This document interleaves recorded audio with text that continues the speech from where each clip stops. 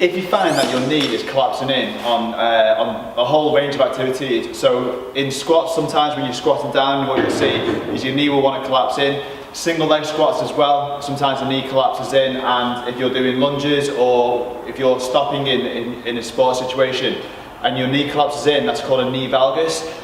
Typically a thing to do would be to put a mini band around the bottom of the knee and basically sort of like push against it. That can work. However, there's another way of doing it. Basically what you're going to need is a small box to start off with. You can go up something slightly higher at a later date, but basically what you do is you stand on the box and then you really try and lower yourself down as slow as possible, and each time that your hips will move around, each time you want your hips to move around, what you've got to do is really be conscious of it and force your hips back round so the hips are straight.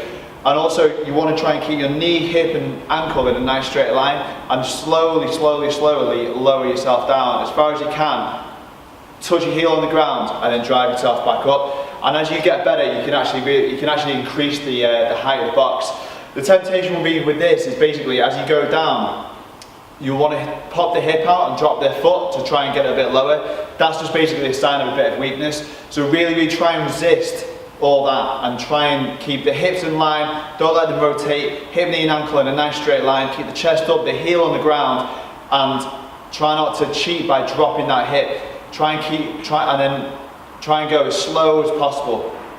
When you get to the bottom and then back up, you'll feel that really working through the glutes, the hamstrings and the quads.